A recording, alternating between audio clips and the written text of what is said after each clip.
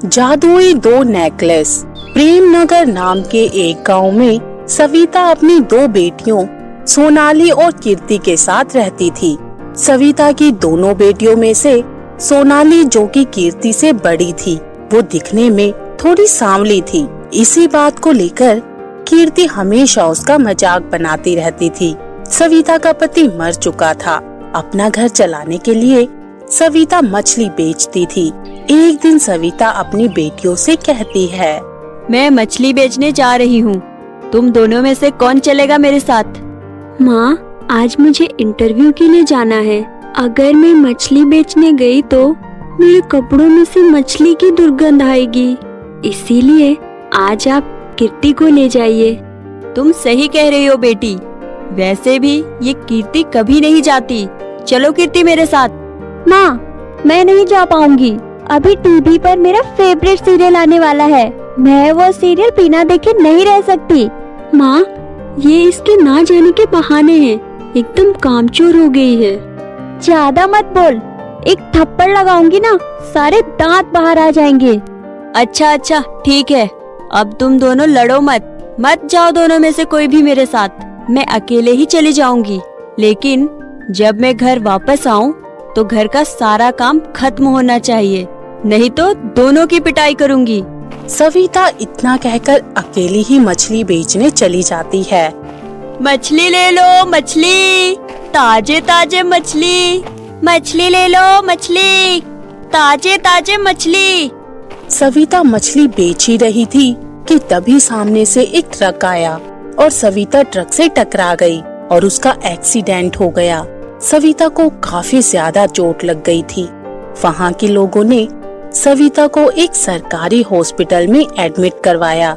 जब ये बात सविता की दोनों बेटियों को पता चली तो वो भी दौड़ती हुई हॉस्पिटल तक पहुँची। माँ, ये सब क्या हो गया? खास मैं आपके साथ मछली बेचने चली गई होती तो आज ये सब नहीं होता। मुझे माफ कर दो माँ, माफ कर दो, हमें माफ कर दो माँ। तुम दोनों रो मत, क्या पता मैं अब जिंदा रहूंगी या नहीं। अब तुम दोनों को अपना ख्याल खुद ही रखना होगा और अपने लिए जीवन साथी भी खुद ही ढूंढना होगा। मैं तुम दोनों को एक जादुई नेकलेस देती हूँ। क्या? जादुई नेकलेस? हाँ, जादुई नेकलेस। जो भी लड़का तुम्हें पसंद आए, बस किसी तरह ये नेकलेस तुम उससे अपने गले में डलवा लेना। फिर वो वैसा ही करेगा जैसा तुम कहोगी। लेकिन तुम इसकी शक्तियों का गलत इस्तेमाल मत करना। सोनाली और कीर्ति की माँ दोनों को एक नेकलेस देकर मर गई। सोनाली और कीर्ति ने अपनी माँ का अंतिम संस्कार किया और उसके बाद दोनों एक नेकलेस लेकर अपने जीवन साथी की तलाश में निकल गई। तभी कीर्ति ने सोनाली से कहा, सोनाली, तुम पूरब दिशा की ओर जाओ और मैं दक्षिण की ओर जा रही हूँ। मैं तुम्हारे साथ नहीं जाना चाहती। कहाँ मैं दूध जैसी गोरी और तो काली कलौटी। सोनाली ठीक है कहकर पूर्व दिशा की ओर चल देती है। वो काफी देर तक चलती रही। तेज धूप और गर्मी के कारण सोनाली को चक्कर आ गए और वो वहीं गिर गई। वहीं पास वाले खेत में काम कर रहा एक लड़का उसके पास आया और उसने उसको पानी पिलाया। होश में आकर सोनाली ने उस लड़के को धन्यवाद किया।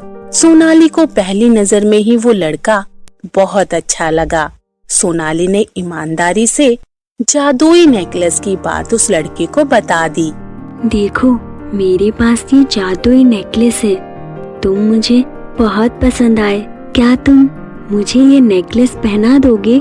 जब तुम मुझे ये नेकलेस को पहना दोगे तो तुम वही करोगे जो मैं कहूँगी। देखो, मुझे भी तुम बहुत पसंद हो। हम दोनों ही पसंद है, तो हमें इस जादुई नेकलेस की क्या जरूरत? हम ऐसे ही शादी कर लेते हैं। उसके बाद वो लड़का और सोनाली शादी कर लेते हैं। उधर कीर्ति पश्चिम दिशा में आगे बढ़ती ही जा रही थी। उसे कोई लड़का पसंद ही नहीं आ रहा था। ओफो, सारे गरीब लड़के ही मिल रहे हैं। मुझे तो कोई अमीर लड़का चाहिए। बस एक बार कोई अमीर लड़का मेरे गले में ये नेकलेस डाल दे, फिर मैं उससे बहुत सारे पैसे मंगवाऊंगी। कीर्ति इतना सोच ही रही थी कि तभी उसकी नजर एक लड़के पर पड़ी। अरे, ये तो गांव के सोना व्यापारी विष्णु सेठ का लड़का सूरज लग रहा है। अगर मेरा विवाह इससे हो जाएगा तो मुझे तो मजा ही आ जाएगा। मुझे बस किसी तरह वो जादुई नेकलेस उससे अपने गले में डलवाना होगा।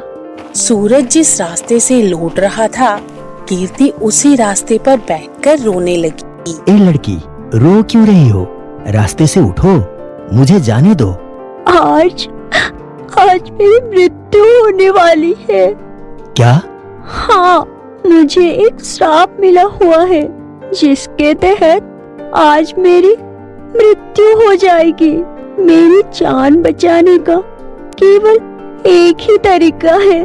क्या तरीका है मुझे बताओ, मैं तुम्हारी जरूर मदद करूँगा। ये देखो, मेरे पास ये जादुई नेकलेस है। अगर कोई सच्ची दिल का लड़का मुझे ये जादुई नेकलेस पहनाएगा तो मैं ठीक हो जाऊंगी और मेरी मृत्यु नहीं होगी। सूरज कीर्ति की बातों में आकर उसको जादुई नेकलेस पहना देता है।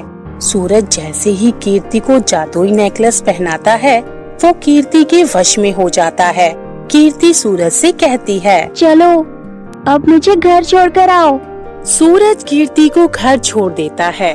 उसके बाद कीर्ति सूरज से कहती है, जा अपने घर से सोना लेके आ।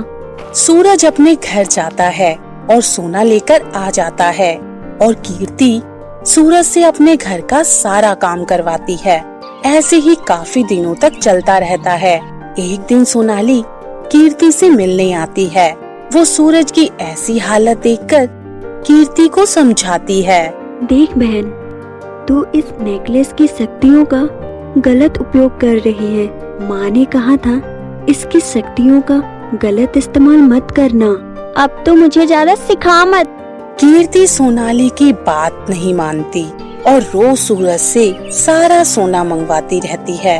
एक दिन सूरज के घर का नौकर सूरज के पिता से कहता है, मालिक, छोटे मालिक रोज घर से सोना लेकर पता नहीं कहाँ चले जाते हैं।